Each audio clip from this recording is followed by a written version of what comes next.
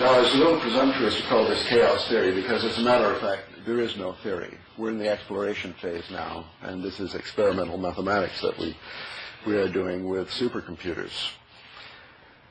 But I think it might help if you had just a little idea of chaotic dynamics and the idea of the thing. So I want to give a 2 or 3 minute primer so that you could understand what is a chaotic attractor. And here now we've seen 16,000 of them. What does one look like? And that'll conclude my introduction, and then I'll pass them on to Rupert. So a good laboratory for the study of chaotic dynamics is the dripping faucet.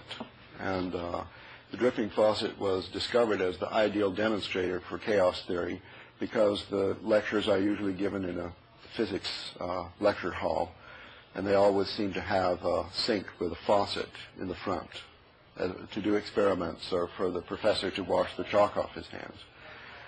Anyway, you take the faucet, you can do this immediately you get home. You crack the tap a little bit, and the water drips out, drip, drip, drip, and it's regular. If you crack a little more, then the drips speed up, but they're regular. And then you crack it a little more, and then it begins to sound drip, drip, drip, like rain dripping off the roof. That's an example of a chaotic time series. If you measure the time between drops and make a list of these numbers, you have the paradigmatic case of a chaotic time series. Now, somebody decided to seriously study this dripping faucet after seeing it in half a dozen physics lectures.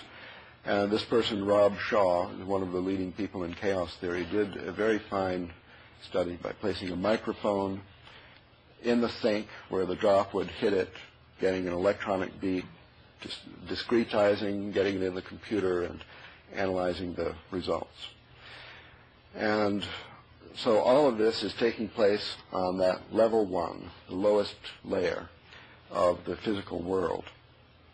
Then he made a mathematical model on level 3. He went up there, he made a mathematical model for the water drop gets bigger and bigger, so it's characterized by a certain mass. When the mass reaches a critical value, the drop falls off. And from this mathematical model, he then wrote a program, a computer program on level 2, and ran it and produced data that was exactly like the experimental data from level 1. So this is an example showing the value of modeling on these 3 levels for gaining some understanding. There's sort of a hermeneutical circle. You look at the data, try to build a model, you fail, but building the model tells you to observe in a different way.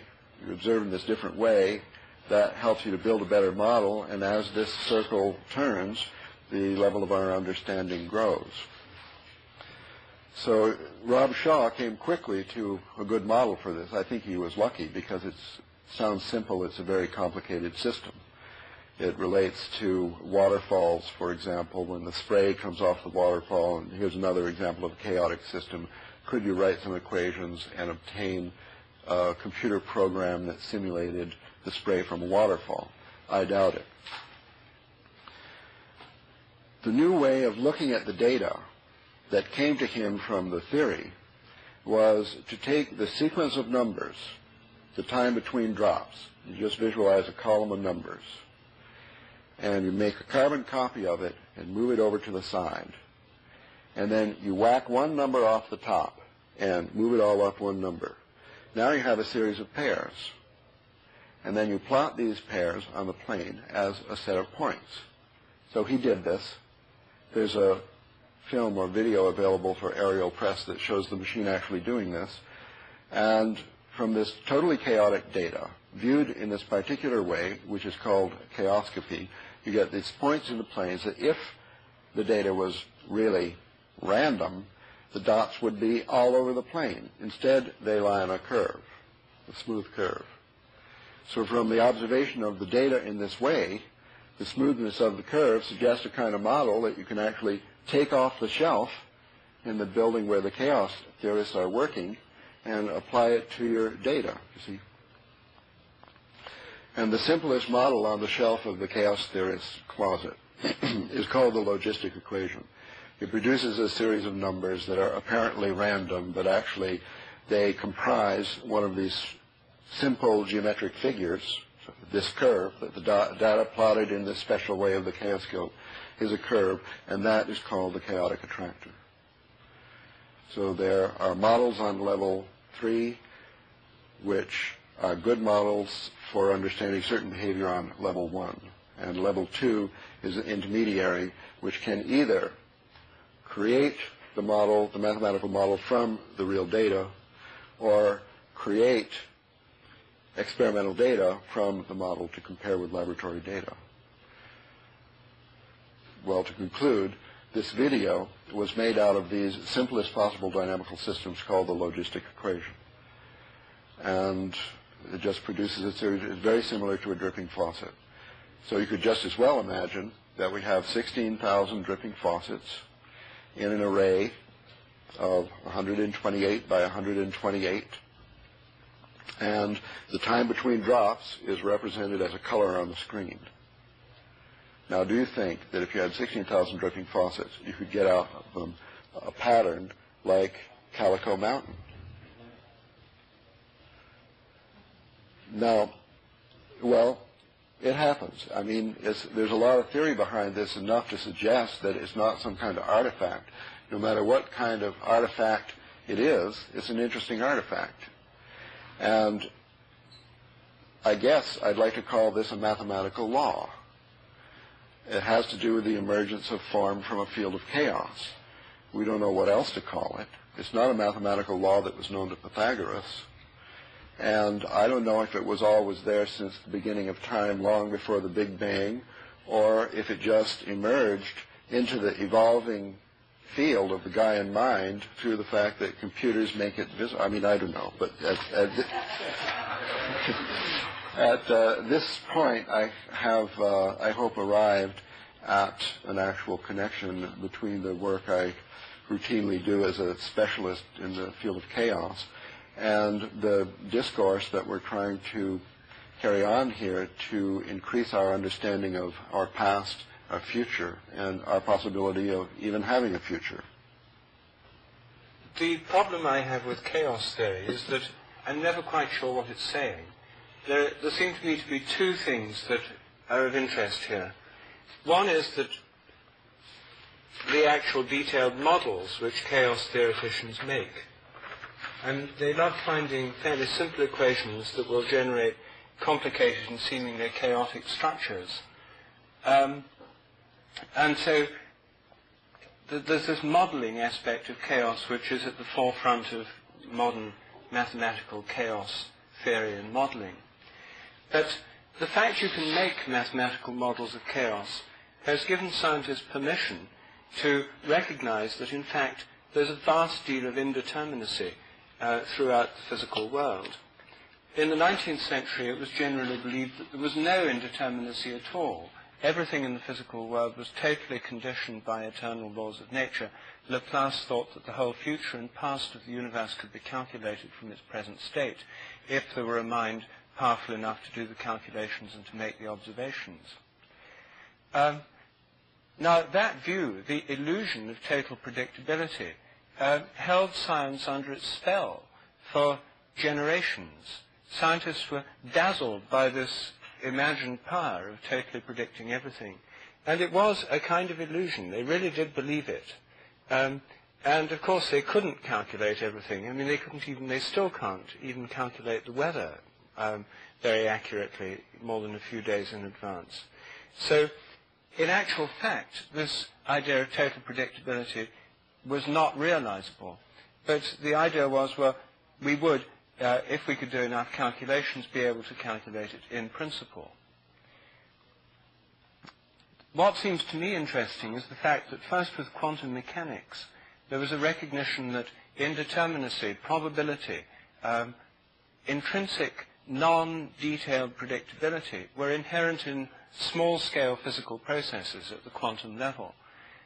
And here was a genuine indeterminism in nature which had to be admitted in 1927. Until then, practically everyone believed everything was fully determinate. after that, there's been a gradual recognition that indeterminacy exists not just at the quantum level, but at all levels of natural organization. There's an inherent spontaneity, indeterminism, probabilism in the weather, in the breaking of waves, in turbulent flow, in nervous systems, in living organisms, in biochemical cycles, in a whole range of phenomena. Even the old-time favorite model for total rational mathematical order, namely the orbits of the solar system, the orbits of the planets in the solar system, turn out to be unpredictable in terms of Newtonian physics. They can be modeled in a chaotic manner. Anyway, this indeterminism is being recognized at all levels of nature. So there's the idea that what we can model with old-style physical models is an abstraction from a very small number of idealized cases, that the natural world simply escapes the modeling, most of the modeling processes which were the dominant features of traditional physics. Now, it seems to me this openness of nature, this indeterminism, this spontaneity, this freedom, is something very interesting, and it corresponds to the intuition of chaos in its intuitive and mythological sense.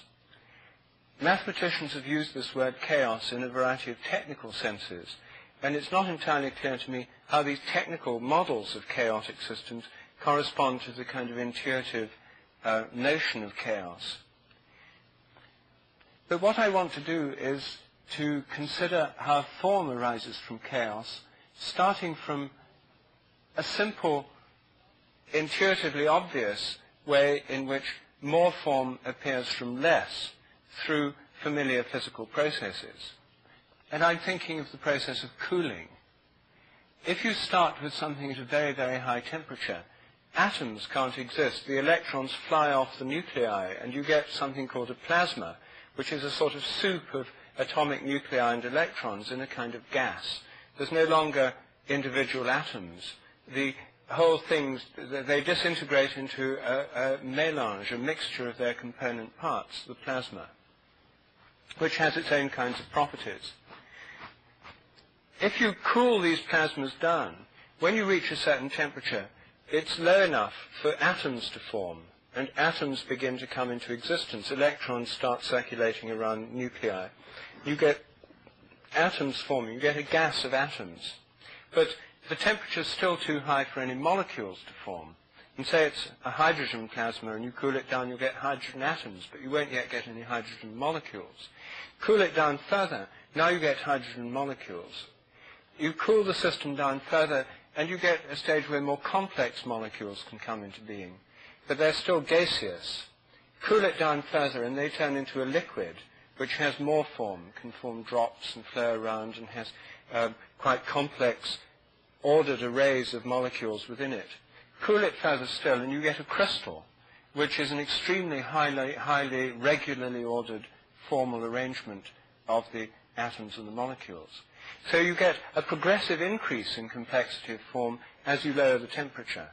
And in traditional kinetic theory, lowering temperature means less random kinetic motion of the particles. So you're getting a cooling down and an increase in complexity of form as the cooling process takes place. Now, we all know from the cooling of steam into water, the cooling of water into ice, that we know about this process from everyday experience. We've seen this aspect of it, and we've seen how if you cool water vapor down, you get ice crystals emerging, and these ice crystals have a considerably high degree of order. So there's this formative process which we see through cooling occurs as the thermal chaos in the ordinary sort of everyday sense of chaos is reduced because as cooling happens, more form emerges. The opposite happens if you warm things up. If you warm up snowflakes, they first turn into water, then they turn into steam, then the steam, the water vapor disintegrates into, the molecules break up into atoms, then those break up into a plasma as you raise the temperature. So there seems to be an inverse relationship between temperature, which is this highly agitated motion of things, essentially chaotic in the traditional theory of gases and plasmas, and an increase of form when things cool down. Now, in a sense, that's what has happened in the entire universe. We're led to believe that the universe started off exceedingly hot, billions of degrees centigrade, so hot that stable forms were not able to emerge. By expanding, it cooled down. The cooling process of the universe is associated with expansion. The cosmic expansion both creates more space in which new forms can appear, and by making bigger gaps between things, somehow cools the universe down, so the temperature drops. And as the temperature drops in the developing universe, according to standard models, more and more form comes into being. First you get atoms, then stars and galaxies condense, then you get solar systems, and through the cooling of matter you can get planets. The planets are the cooled remnants of exploding stars. The elements in us and in our planets are stardust, formed from supernovae. So there's a cooling down of these things that came from immensely hot sources. Then you can get rocks forming, crystals. And in a sufficiently cool planet, and yet a sufficiently warm one, within a fairly narrow range of temperature, you can have the evolution of life as we have had on Earth. So this appearance of forms comes out of an initial state where these forms are not present, and they appear through a kind of cooling. There's a formative process going on, and we can call this one way of looking at the emergence of form from chaos or disorder. Well, how do these forms come into being? This is the big problem of evolutionary creativity. How do the first molecules, how did the first zinc atoms come into being? How did the first methane molecules? How did the first salt crystals? How did the first living cells? How did the first vertebrates? How did the first of anything come into being in this evolving universe as it expanded and cooled? Well, one way of looking at this is to see the expansion and cooling process, and indeed the flow of events, as being, thinking of it in terms of the flux of energy.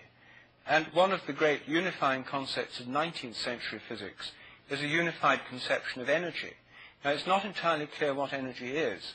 Energy, in some sense, is the principle of change. The more there is, the more change that can be brought about. It's, in a sense, a causative principle. And it's a causative principle which exists in a process.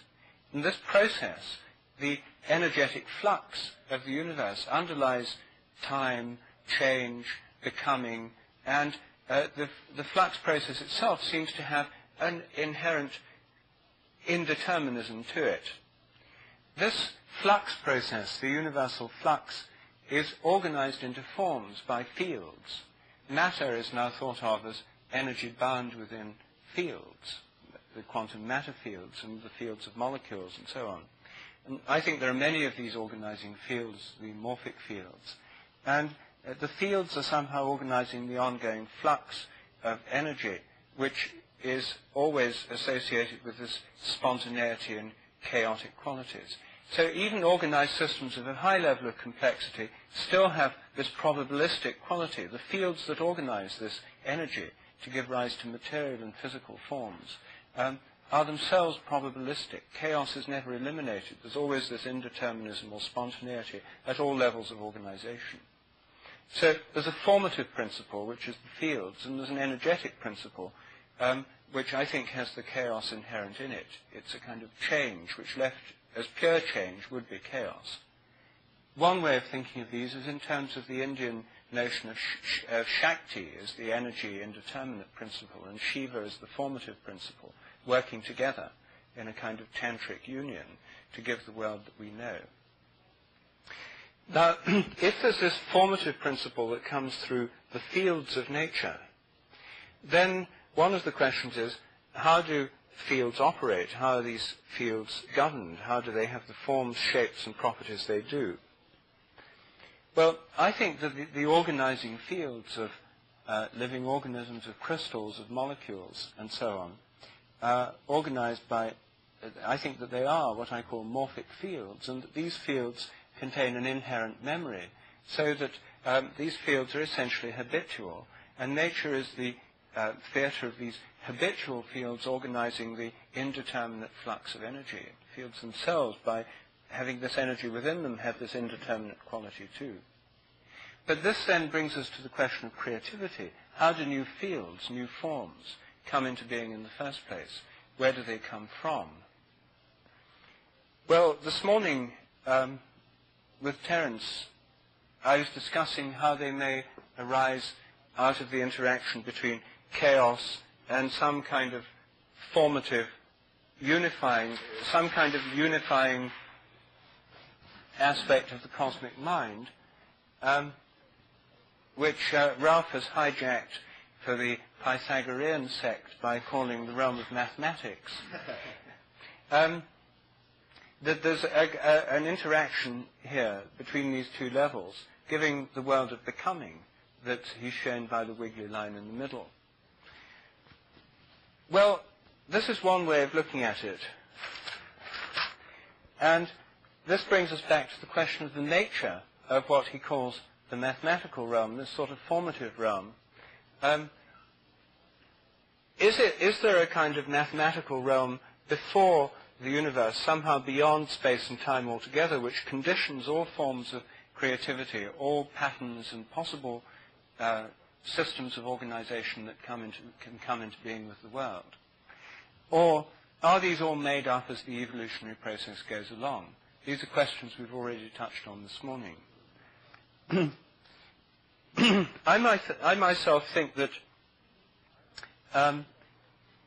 if we take the view of things coming into being as evolution goes along, if we think of the cosmic, the soul of the world as having a kind of imagination, we can think of these as coming into being as nature goes along, and we can see this imagination as having many levels.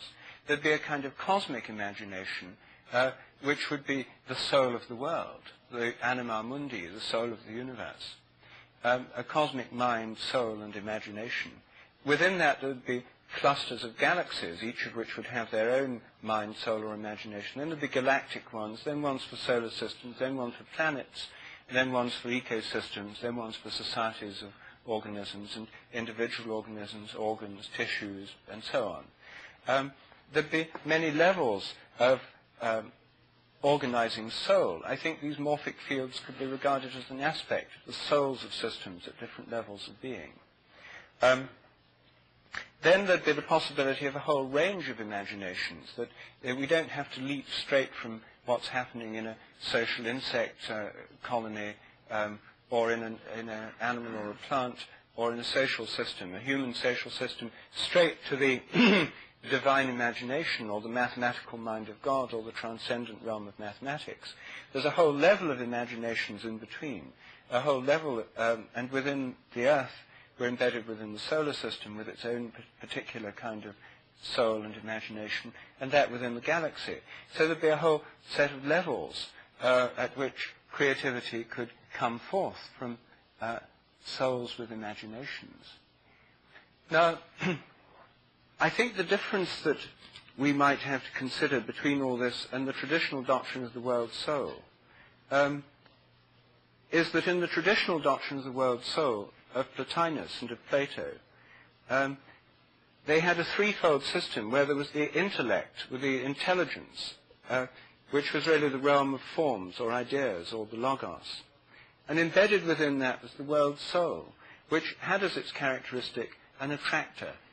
The world soul had space and time within it and was concerned with the realm of becoming, namely the cosmos, not with the realm of being, which was the realm of these pure forms.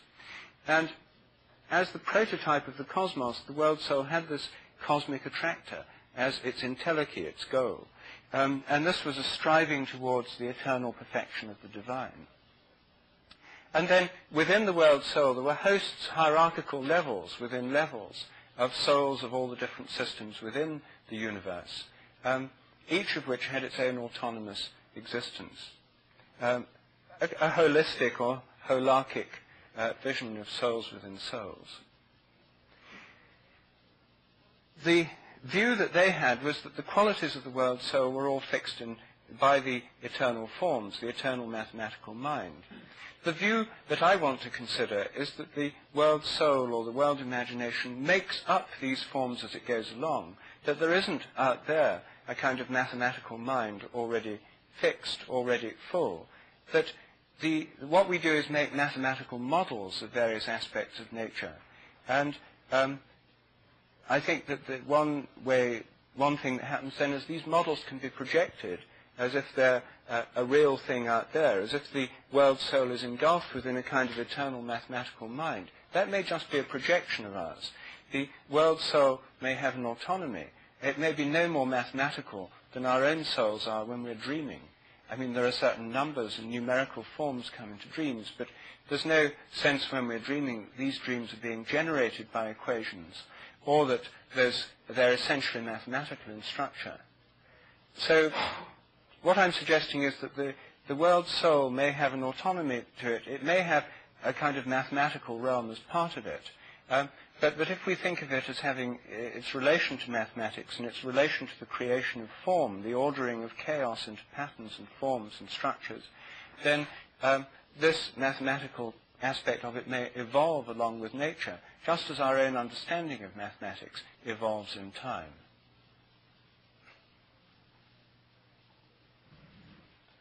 Well, I think that we are talking about complicated thing, complex, obtuse, and difficult ideas, and we're talking about them in a language which seems more or less appropriate. So as you speak, I get an idea, I get a picture. I mean, for me, it's frequently a picture. And I don't see that mathematics is substantially different from verbal description as a strategy for making models. I mean, certainly, if you talk about Plotinus, for example, we have a really, you described a visualizable model for the all and everything, including within it the world, soul, and so on. If we draw that as a picture instead of a word picture, then that's officially mathematics. That's geometry. That's a geometric model for the thing. I think that with mathematics we can make a model for anything. And if you think there's a Big Bang, we can make a model for that. And if you think that there are 3 sexes on the moon, and then we can make a model for that, you see. So mathematics could be regarded as simply an extension of language. It's not that mathematical laws describe the universe. I mean, it's true that that's the old paradigm. But I'm thinking that mathematics is a particularly good language for describing, discussing, imagining things that are really complicated. And the more complex, the more structured, the more difficult to engulf in our minds, the more appropriate mathematics might be, or maybe music might be. But words, I think, are frequently inadequate, that they have evolved, our language has evolved through the necessity of sharing our experience on a level of complexity which is more or less traditional, and which is inadequate to understand the whole world, or the world soul, or the ecosystem, the biosphere of planet Earth or something. So mathematics has only a little more magic than language. And we could say, well, the conservation of energy, that's a verbal description of something that you could also say mathematically. So I think that your maligning mathematics in this way is unjustified. And I guess I've been quoted in the Chaos book as saying that chaos theory is the biggest thing since the wheel. Well, I believe that. I also think the wheel was a really big thing. But on the other hand, I've been quoted as saying that chaos theory is no big deal. So whatever you say, I agree with you. But, I mean, about determinism, if I could reply to that, it's a long time ago, but that was, you said you had a complaint about chaos theory, about determinism and prediction. And there are 2 or 3 reasons why chaos theory is good for you. One thing is, if you accepted chaos theory as a way of modeling anything that we're interested in, which personally I don't, not by itself, it's too simple, then it's still good for you, because according to chaos theory, prediction and determinism are impossible. Even though it uses the language that the deterministic thinkers used, when you look into the technical details of it, prediction is impossible. You only get a sort of a probabilistic something or other. Secondly, the models for anything that you want to talk about, such as cooling is a good one, they don't come from chaos theory, they come from bifurcation theory. And that is really good for you, because bifurcation theory exemplifies the best in mathematics. The most it can possibly do for you is rule out a lot of possibilities that you might imagine might happen, and then the mathematics says, well, no, according to the assumptions that you said you believe, then all this won't happen, only this. And then you get a list of 3 or 4 of these so-called bifurcations. They're the only things you're going to expect to see in any system which is well modeled by the theory where these models come from. So when you have cooling, then you have, let us say, a control knob where you're turning down the heat under the pan, and the boiling is gradually subsiding to simmering, which is subsiding to a little bit of waving, which is subsiding to nothing. Then we have at each stage, coming from the mathematics, a model which has attractors, which has maybe chaotic attractors. But every time you change the knob, you get a different model. And therefore, if you can't predict how the knob is going to change, the models don't give any prediction at all, and they're irrelevant. And the only interesting thing is that the theory can tell you certain transformations you'll expect and others not. For example, Terence had pointed to the punctual aspect of evolution, that many transformations are saltatory, they are catastrophic, they are abrupt. And here the theory comes in and saying models of this type in this theory, most of the transformations are abrupt, and they have kind of a theory Y, which is a geometrical model, which is only of use to those people who are thinking of the structure of the theory as opposed to what is happening in the ordinary world. So this bifurcation theory is good for you, and it gets rid of all, if chaos theory wasn't enough, that says determinism is impossible using mathematical models, forget it. Then we don't even think those models are appropriate anyway. Instead, you have these models that are changed by a parameter, which experience bifurcations. We have a very good encyclopedia of bifurcations, and those are good models for sudden changes, as, for example, in the emergence of form, as, for example, in the Neolithic Revolution, as, for example, in the crystallization of the planets, of the stardust. So that's the good news. But the truth is that this theory can be used to model everything, so it never settles any question as to the origin of things or the true nature of the ordinary reality. And therefore it's worthless. What's good about it, like language, is it's good for communication, it's good for a certain feeling of understanding and gaining comfort in a new environment, because modeling is part of our basic process of grokking. And always the models are no good. They're no good as models, but they're good for the growth of understanding, the evolution of understanding. Well, I mean, you put the whole case impressively and modestly, in the sense that you're claiming that mathematicians are making models. Here's a new range of models. I mean, it's like before there were only mechanical instruments, and now we've got electronic instruments. A whole new category of models have come onto the market. And we can look forward to more models in the future. And there'll be the latest, the 1990 model will soon be out. And we've got this ongoing evolutionary system of mathematical models which enable us to model various aspects of reality. This seems to me eminently modest claim. But I suspect there's more in the background, because at least there is for some people, because the traditional assumption is that these models correspond to something. The reason why they work is because there's some aspect of nature to which they mysteriously relate. And that aspect of nature is, in essence, mathematical, which is why mathematical modeling is possible. Now, this seems to me the interesting question, why mathematical models work in certain areas. there are large areas where they don't work and they aren't used, and maybe they could be used and they could work. But I'm often meeting mathematicians or physicists who say quantum physics is the most brilliant predictive system that mankind has ever known. It predicts things to the 25 places of decimals, and it's obviously correct.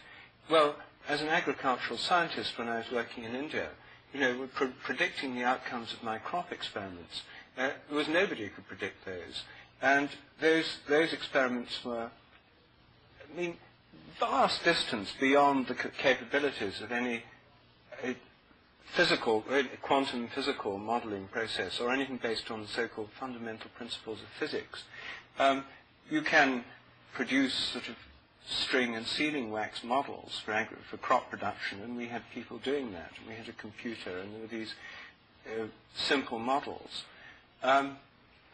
But it wasn't that they didn't seem to me to be pointing towards a convincing demonstration that the whole thing depended on a hidden mathematical order. There were phenomena going on. Some of them mathematicians have modeled fairly well. Others, there's huge areas of reality that are hardly modeled at all yet.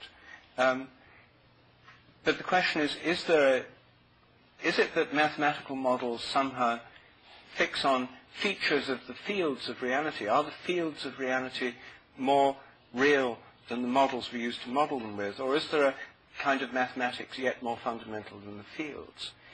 Is the electromagnetic field, the magnetic field, for example, the north and south poles of the magnet, is that field polar, in the sense it has a north pole and a south pole? It clearly has a polarity. And is the electromagnetic field polar in electric charge as well? There's a positive and there's a negative charges. These polarities we find inherent, for example, in the electrical and magnetic fields. Are those because there's some kind of Pythagorean two system or duality in some archetypal realm beyond nature that's reflected in everything that happens in nature? Or is that just the way fields are, and that when we look at lots of fields we make an abstraction and we make conscious in a mathematical model something which is inherent in the nature of the organizing fields of reality, but which doesn't exist in some transcendent mathematical realm? Well, you could ask different mathematicians and get different answers. I'll give you mine. And other mathematicians would say it doesn't count because I'm not a mathematician. And this answer, in fact, is the proof of that. But I think that for me, mathematics is a beautiful landscape, an alternate reality. And there's infinite possibilities not yet loomed into view, not seen, but I suppose they exist. It's just a fantasy. And there may be other parts which don't exist, but they'll be created by the efforts of people such as myself who just go there all the time and hang out there and study there and give it energy, which is the nutrition and so on.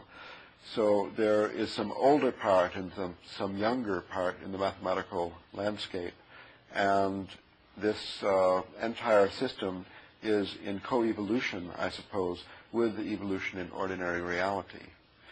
In this mathematical landscape, there is only small parts which have been used and probably ever will be used for modeling anything in ordinary reality. From the viewpoint of any non-mathematician, which is almost everyone, then those pieces of mathematics that have been used by somebody for modeling something familiar, like the simmering in the bottom of in the boiling water, those parts are the only parts of mathematics that are visible. So then they proclaim how amazing the perfect fit between the mathematical concept evolved solely in the context of the human mind and this boiling pot of water. How amazing, something real, something only in the mind, the resonance. You see, but it's just like some small parts of mathematics that have ever become visible in that way. Furthermore, they became visible primarily in the context of mathematical physics. And mathematical physics, I guess, is unfortunately an evolutionary dead end. So you have to carefully watch out to take any inspiration from it, especially something like quantum electrodynamics. You have a really good one, mathematical physicists such as Stephen Hawking going on record in several of his books saying that theoretical physics is done. Everything we can figure out is figured out now. And other theoretical physicists would like to say, I'm sure that, we'll progress a little further, but basically, although Hawking is probably wrong, in essence, he's kind of right, because this whole subject is devoted to the study of the simplest possible systems.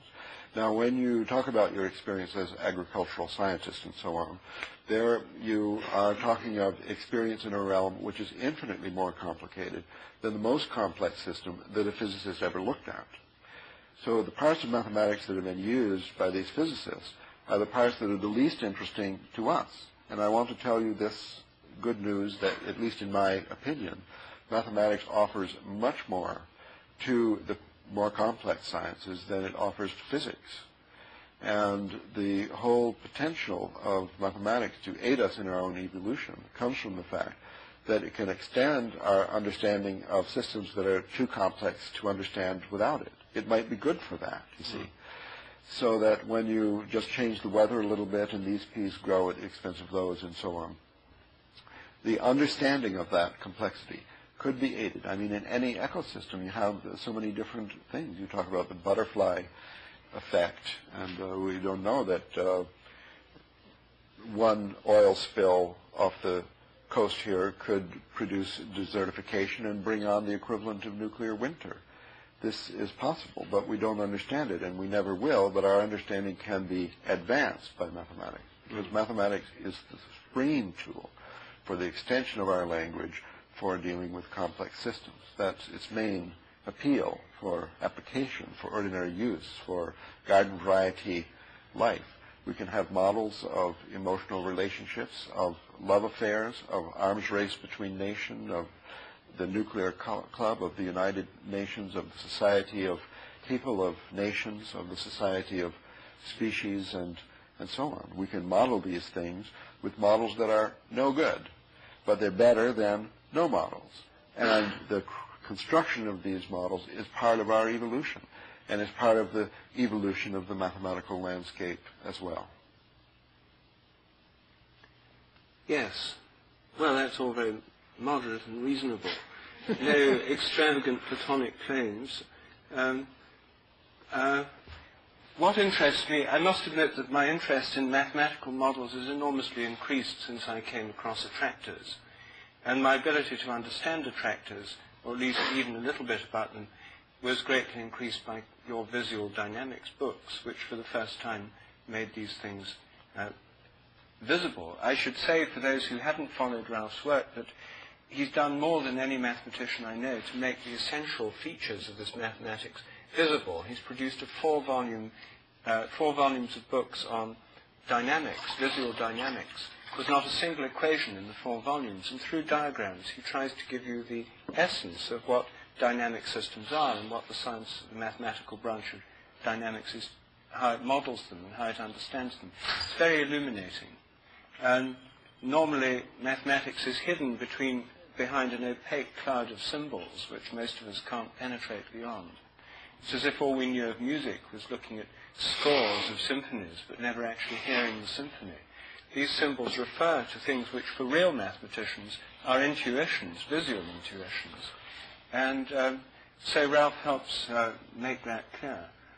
But what interests me is in these attractors, no one else in any other branch of science has been able to think in terms of teleological principles which pull from in front. And mathematicians have sort of snuck in round the back, and because it's an abstruse branch of an abstruse subject, which the anti-teleological inquisitions of modern science don't really understand very much, it's somehow grown up in the back without anyone noticing. And now we've got this whole system of dynamical attractors, including chaotic attractors, that have been developing for years without those who police the frontiers of science noticing what was going on. Sort of illicit crops of models have grown up in clearings and backyards, as it were. And it seems to me that they've really quite changed our way of thinking about nature, because they have made it conceivable to think of what Aristotle called the entelechy, or what this pulling process. Now, what I'd like to know is how you think attractors work. I mean, I know you'll say that all we're doing is modeling what actually happens. We're not saying anything about the underlying reality or fields or structures that make it happen. We're just describing or modeling what actually happens in the physical world. The interesting thing is the models of attractors imply that a future state draws the system towards it. And I suppose you can say, well, the model isn't in the future, or the state isn't really in the future, it's only a description of what you've observed in the past. The fact is, however, we're trying to get out of it, they do seem to be dealing with a new construction and pulling, rather than pushing, something that's more Aristotelian than mechanistic. Families involves the pulling from the transport pulling particles, level carefully dense and possessing small unit, but attractive for the entire transformation process. Well, I think that when Gregory is mindful of the being right now, how he started to do this interpretation of people, and I can't say it's wrong, but I can say that it's different. I'm sure it's different from the way any mathematician has thought about attractors in their local systems before. I don't think I think it's an arbitrary interpretation. I mean, here we have the track, and here we have the train moving on the track. You know that the train is moving on the track and is going back to the next station in 7 minutes. Is the station moving the train? So, the local system, like what the local system is the road, which is the track. When the train is a certain place, it's on the track, and where you want to go next is going down the track. The rail is a train on the track. Some trains are going to jump the track. But basically, the road is the track where the train now is. And as a matter of fact, it leads you to where the train is going to be next. And then it goes play again and again and again when you're playing here. The chord to go if you decide to play. And that is the rules of the game when you're on this spot, you're on this spot, you're on this spot, you're on this spot. And these rules, the rules of the game, the running rules, comprise the agreement, that's the dynamical system. Now, there's some numbers, so maybe there is indeed what we imagine, but when we have chosen the point on the axiomatic system, it says eventually you'll get to the destination, the station, which may not be a point, it might be a singular track, or it might be the tabulating the track, which is a tabulating track. That doesn't mean that the attractor is pulling the train. So, to think of the attractor as pulling the train, I think is suggested by the attractor, which never, ever when we thought this word in the early 1960s, did we ever think that it would be interpreted in this way, but now I can see the theory's interpretation of anything that would be implemented in this way. The same problem is confronted by the survival brain, which features the word attraction, the gravitational attraction. As Voltaire said in 1730, when he visited London, this was years after, 40 years after Newton, 50 years after Newton developed the ideas that were still not accepted in France. And Voltaire said the principal reason for introduction to scorns Newton's ideas was that he used the word attraction. Voltaire said he used a different word, his ideas would have been more readily accepted.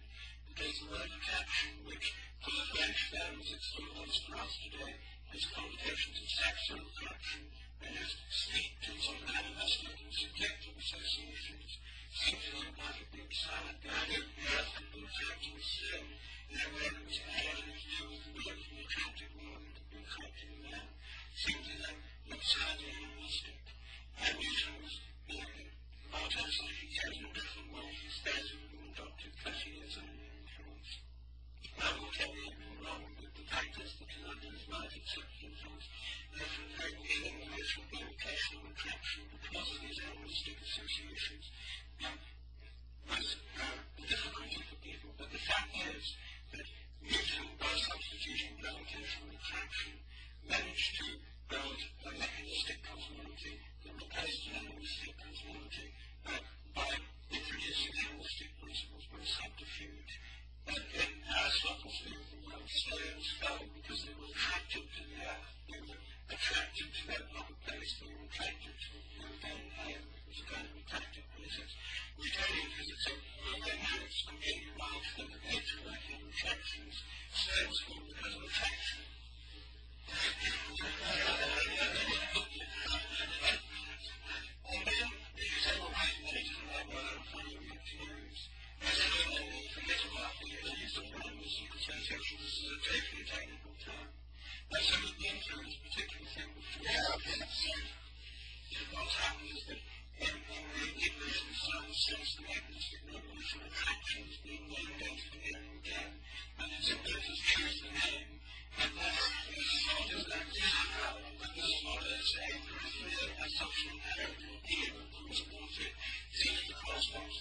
escape. They don't know that science isn't going to be like that and sort of pretend that actually it's just a coincidence that they reported something down there.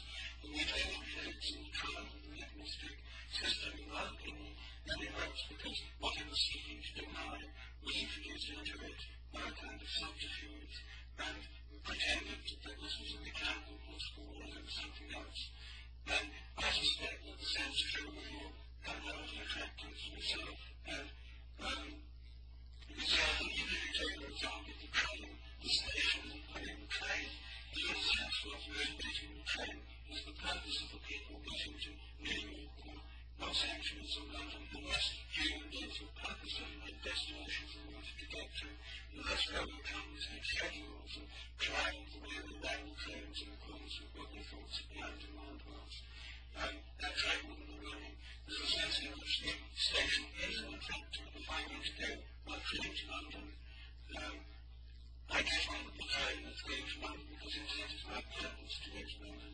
And the train can be modelled as if it was attractive, but actually it's just a fixed system, a mechanical system running on the rails that happens to be that. Now, if you observe enough trains on the you see lots of people on the set within the middle of values and attractor, but it's got nothing to do with attraction. That's in a sense a subterfuge because it has got a great deal to do with attraction. People want how their lives running their life, particularly where people travel from out from there. It's the foundation.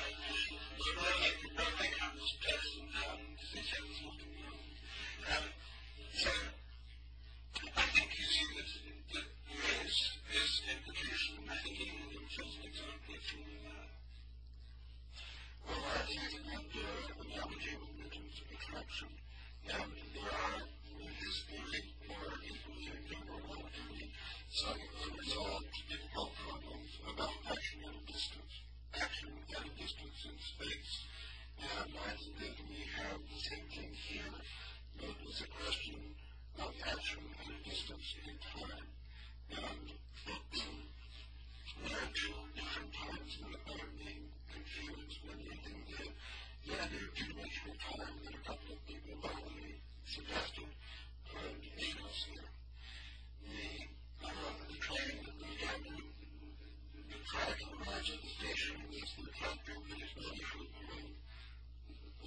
the train. So there is an action at a given instant before the train arrives at the station, and now the station is still in the future.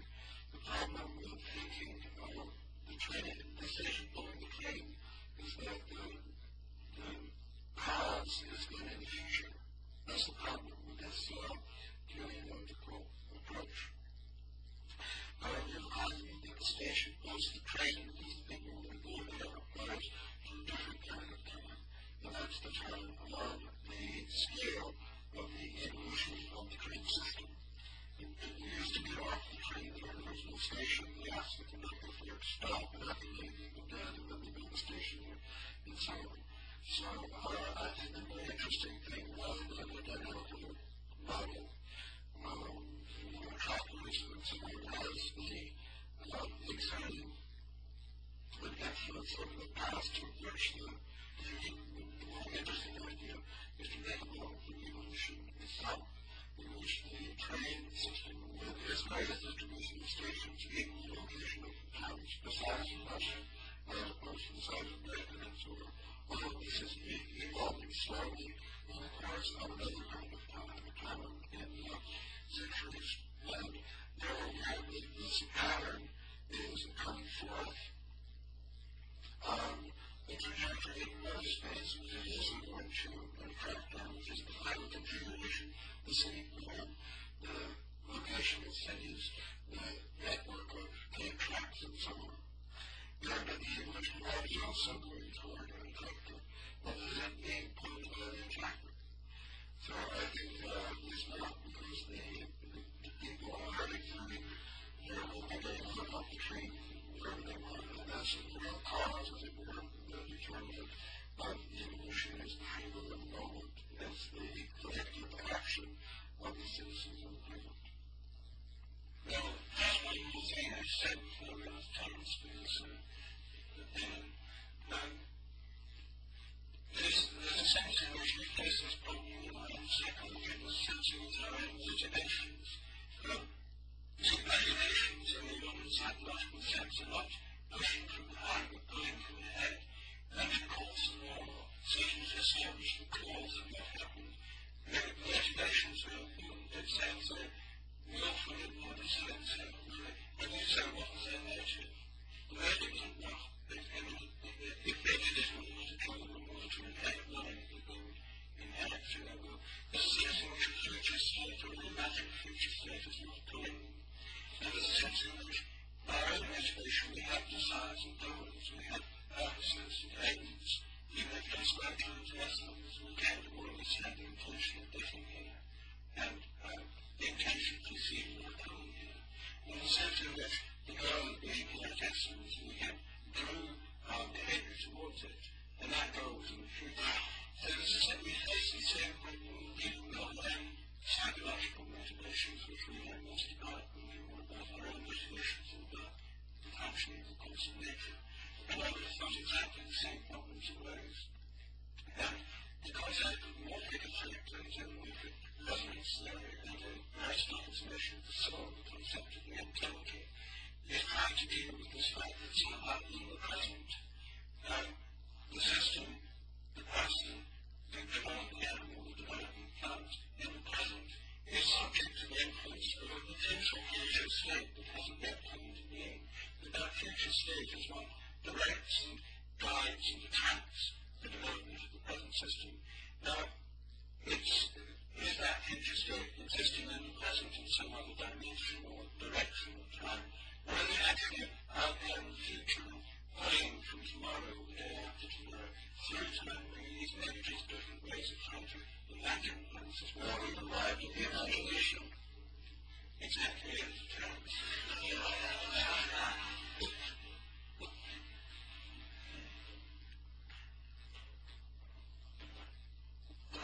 All very interesting. I had a lot to say about the earlier part, but I'll work backwards through it. I think Whitehead had a phrase called appetition for completion, which is, I take to be what this attractor notion is seeking to concretize. If we didn't use the word attractor, we tried to be true to the notion that the thing was being pushed from behind the process, then we would have to use a word like the propeller or the motivator. And in these cases, I think intuitively, or perhaps it's just the habit of my own thinking, these seem to be inelegant terms. They seem to immediately raise questions of operational details that attractor doesn't. We know how things are attracted to something. They simply move toward them. But if something is propelled towards something, if something is motivated towards something, then we have to visualize an engine strapped to it that is moving it toward an end state which it somehow is able to magically find, where if you view the attractor as the bottom of an energy well, then anything put into the energy well will make its way to the attractor, because the attractor is the least energetic state. And so the whole system tends to move in that direction. The idea that the cause is in the future makes hash of the notion of causality. And so this is, I think, on the part of science, something that they're very concerned to eliminate, because it will, the backwash from that assumption will make the practice of science much more difficult. Nevertheless, Ralph and his colleagues have been modeling for many years now plant growth, dripping faucets, coupled oscillators like groups of cuckoo clocks hung on the wall, and this sort of thing. The modeling task, ne plus ultra, is history. This is where you're no longer playing a little game to demonstrate something to a group of students or colleagues, but where you actually are saying our models, our methods are powerful enough that now we will take on the real world, not even the real world of biology, but the real world of the felt experience of being embedded in human institutions. Well, when you look at history, I think the whole reason history has bogged down in the 20th century is because of the absence of belief in an attractor. This is the hideous legacy of existentialism and all the philosophies constellated around it, that there is no attractor, there is no appetition for completion. Everything is referent to the past up through the present and no further. So that's what I think about the last part of the thing. What interested me more and is appealed more to my own kinkiness, because it caused me to think something I had never thought before, even though on one level Rupert was taking liberties with my material. This notion about complexity and cooling, I saw, perhaps because I heard it from his lips rather than my own, I saw a dimension which I had never seen before, which is my tendency is always to carry any principle to the ultimate extrapolation. And if in fact the increase of complexity in the life of the universe is directly related to falling temperatures in the universe, then it seems to me it's reasonable to suppose that the most complex states in the projective history of the universe will occur at very low temperatures.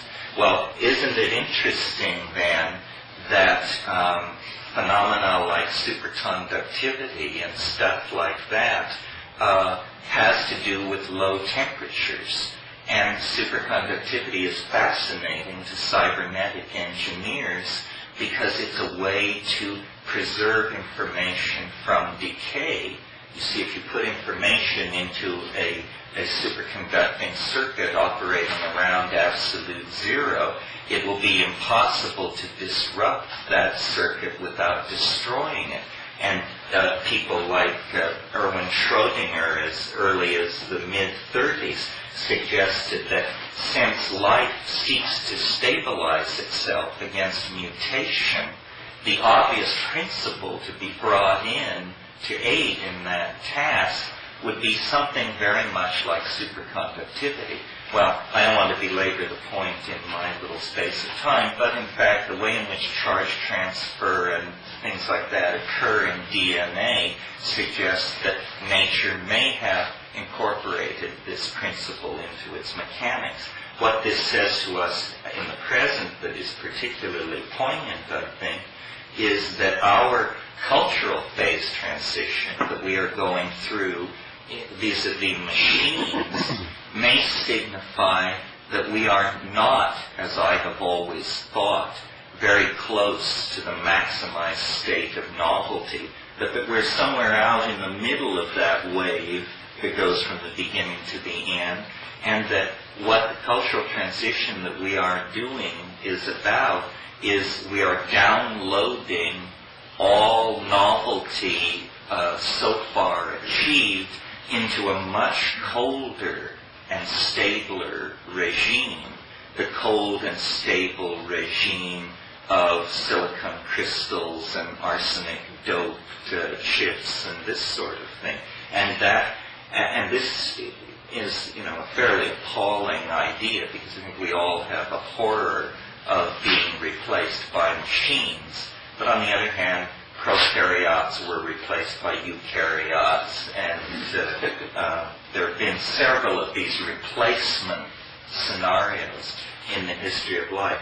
So I think it's interesting that you make this point about cooling and complexity. It seems to me to imply that in my own theory, the 0 point may in fact be the absolute 0 point, and that what the time wave or the fractal of time really describes is the fluctuation of the career of heat over the life of the universe, and that in domains of high heat, information is degraded and novelty is lost, and there is a kind of recidivist tendency, and when temperatures fall, order reasserts itself and stabilizes.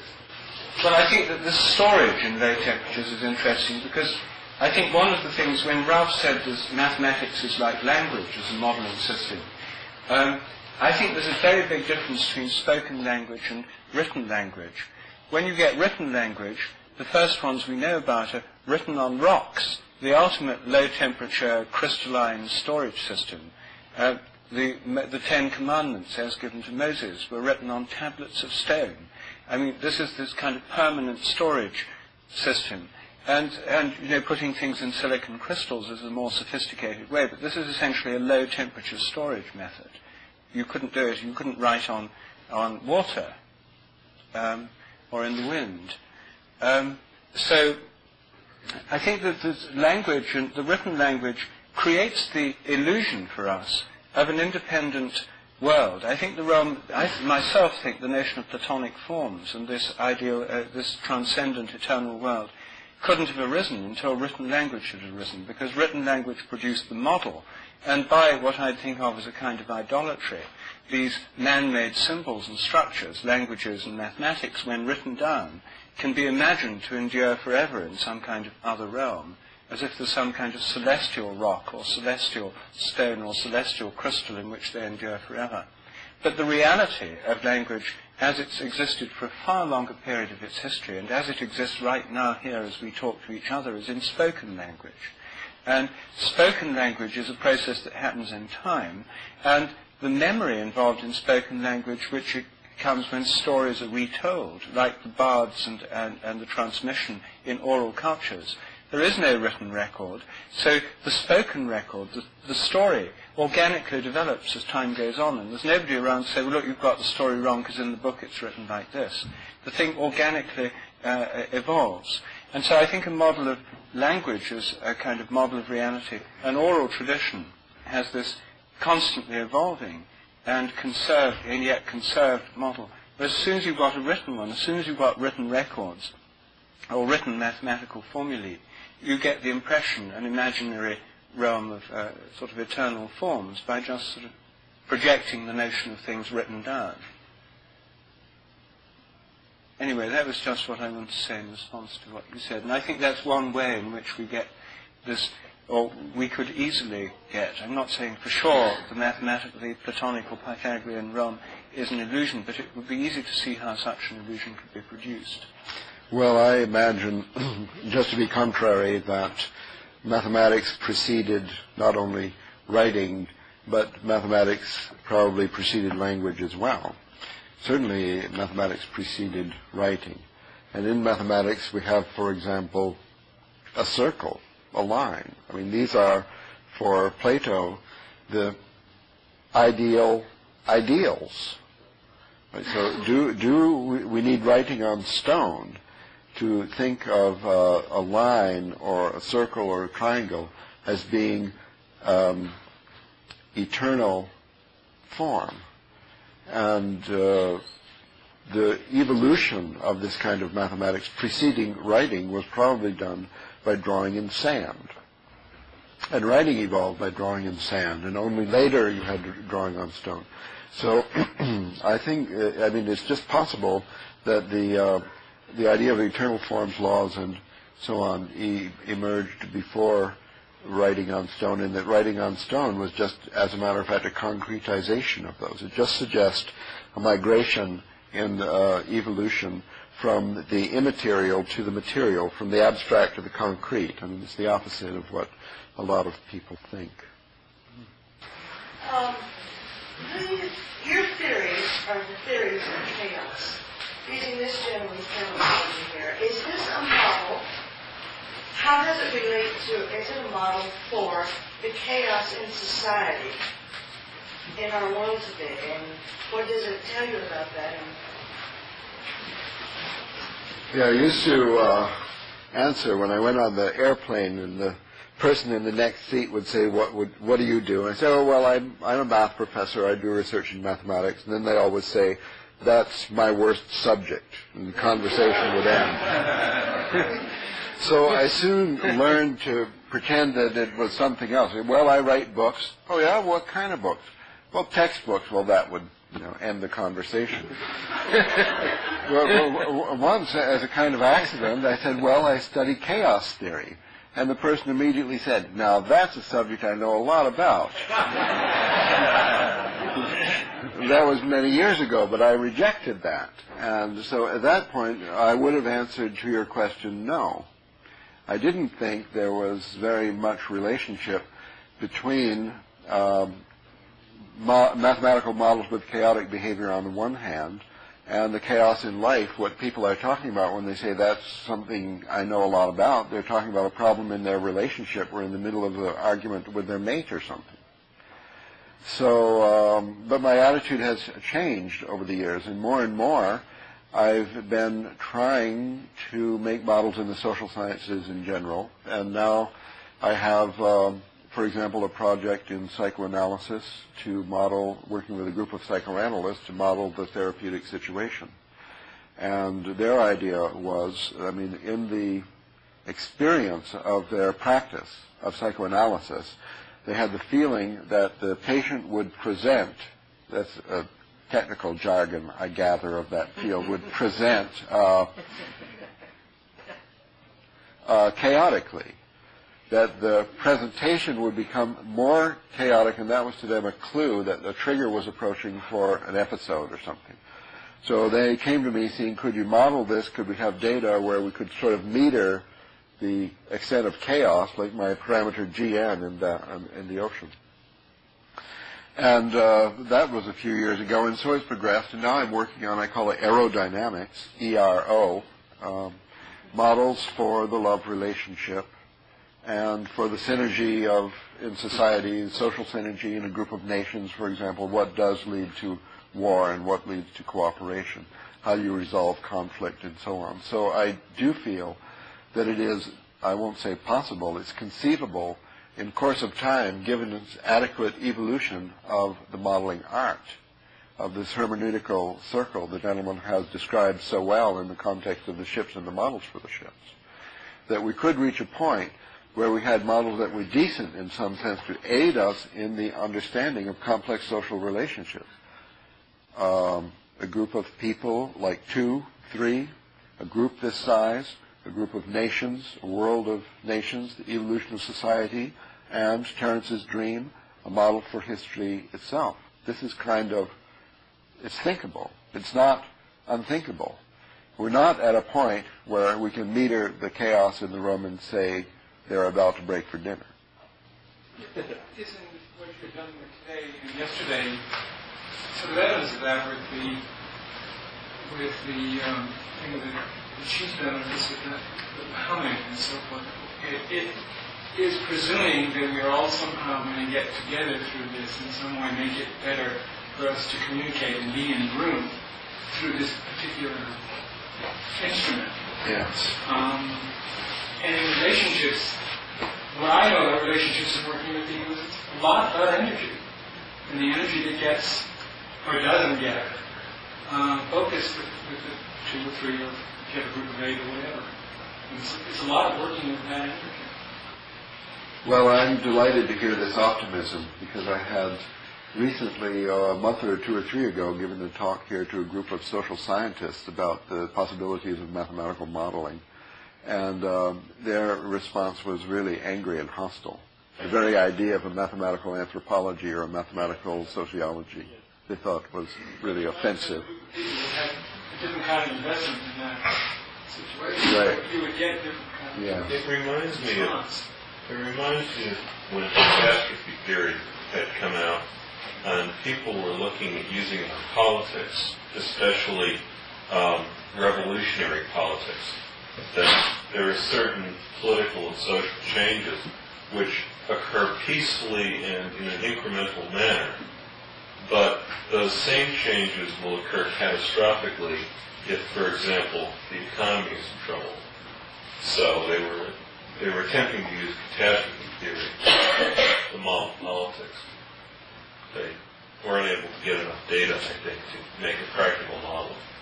Actually, that's a good case because it was very promising, it's still very promising, but it suffered a kind of a sociological or historical accident where a wave of popular hostility built up over catastrophe theory in a series of newspaper articles and within the mathematical community, and it killed it. It killed a very promising strategy of model building for the social sciences. Anyway, it was very limited. It was a temporary stage on the way to what we are doing now with these systems. And I don't know if it will save the world or anything, but I can tell you it's a lot of fun. Ralph, in line with the question about sociology, I haven't asked you this question for a couple of years. I ask it every couple of years. Do you still cling to the mathematical proof of the impossibility of monogamy?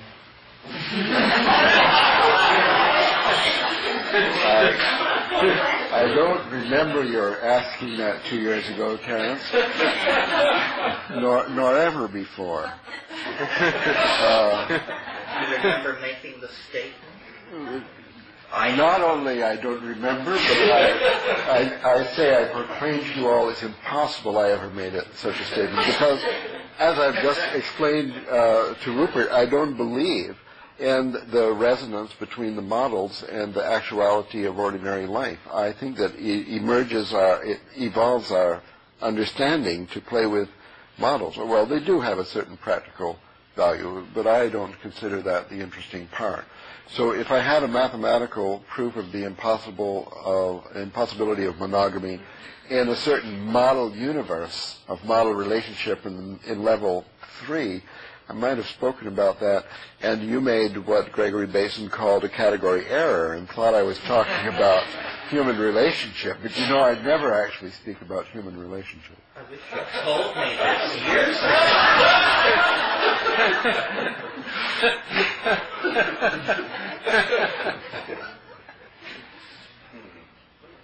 Shall we stop?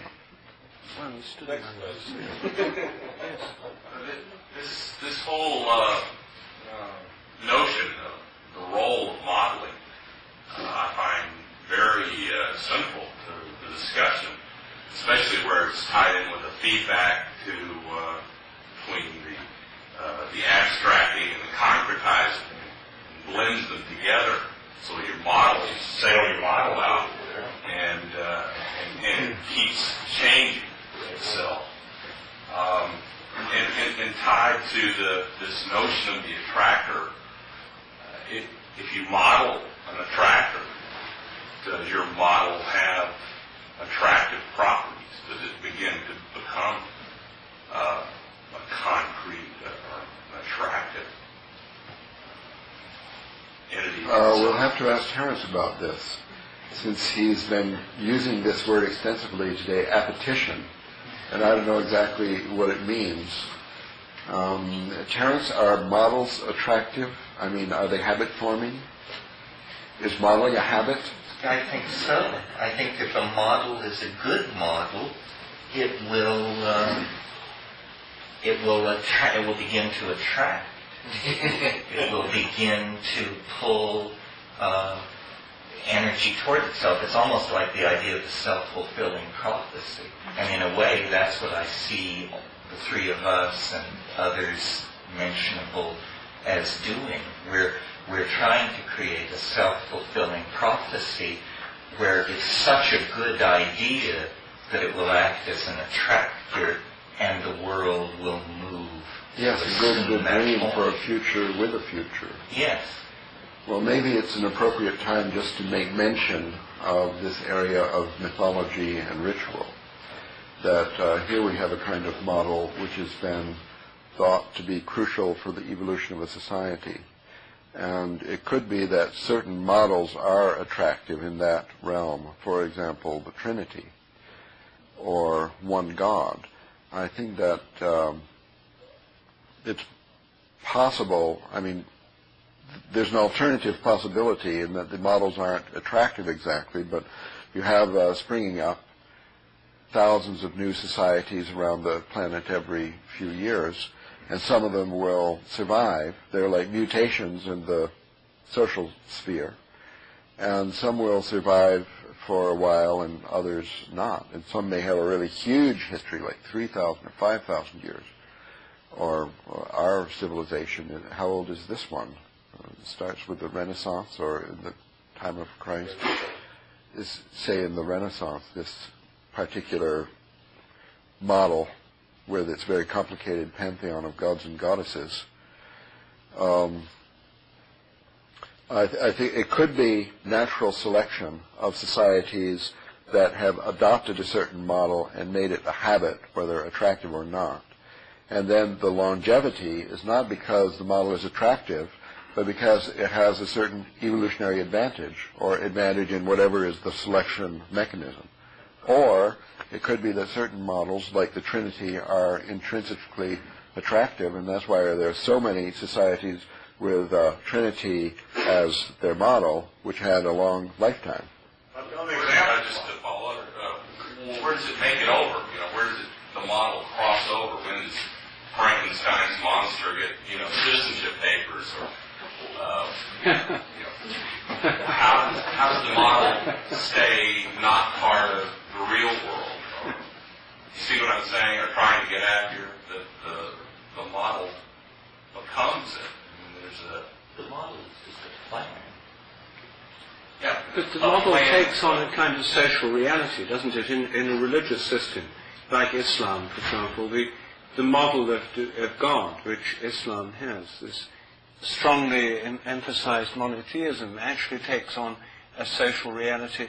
It's reflected. If you have one God, then the earth is sacred, but then you have the idea there should be one sacred place on earth. So you have all pilgrimage to Mecca, all mosques pointing to Mecca. You have one God mirrored in this one central. So you have a model actually becoming a social reality. This is a common thing. But there's one, let me just conclude one further thought on this line. I think that the history of religions is one of the things that it tells us is that all temples, images,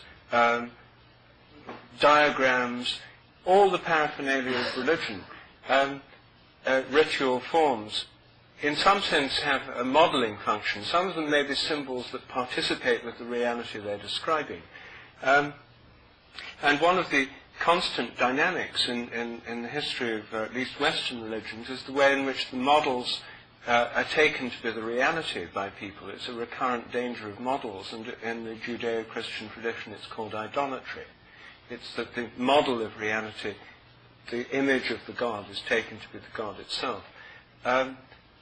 And I myself think that one of the problems of the mechanistic worldview is that the mathematical models of classical physics were taken by many people to be the actual reality governing the world. So the idea was there was this mathematical mind governing the world. And this became the God of the materialist or the atheist. This kind of, the mathematical models, the images of reality became the ultimate reality for them. Here's a possible interesting example of a religio-poetic myth becoming a powerful attractor. Between the 11th and the 13th century in Western Europe, there was a very important paradigm shift took place. Namely, the recognition of the importance of the feminine principle. And this affected life in every way. One of the ways to do this is to see the shift in the style of architecture, say, between the Romanesque construction that was used in the older portions of the Abbey of Mont Saint-Michel and, say, the Cathedral de Chartres. Now, Mont Saint-Michel was built for the glorification of Saint Michael, who was the most powerful of all the angels, the one that threw Satan out of heaven. A very masculine thing. It's a masculine building, very little decoration, thick walls, very little small windows, solidly built.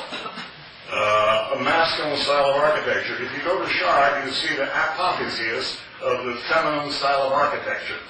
This acted, I think, is in the sense of what you're calling an attractor, because between the 11th and the 13th century, beginning around the beginning of the 12th century, hundreds of these Gothic cathedrals were built in Europe. All for the adoration of the Blessed Virgin. Hundreds of them at an enormous expense, an enormous effort. Remember, this was a poor time, and Europe put an enormous amount of their effort into doing this, and I can only see this as the attractive power of the myth created around. Go, is it? Well, it must be something like that. It must be something to do with the feminine aspect of creativity.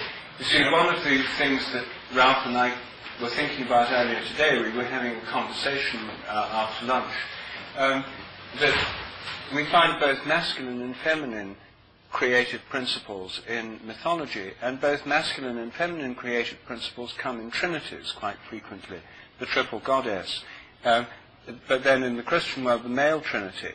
And Ralph was saying, well, maybe there would be, since there seems to be this possibility of looking at it either way, there must have been somewhere in which the two threes formed a six, and the two creative trinities interlaced, and then it occurred to us that the Star of David is just such a diagram, two interpenetrating triangles. Well, any six-fold structure. Anyway, this takes us into another realm of archetypes. It's 6 o'clock, and maybe it's time now to stop, because after supper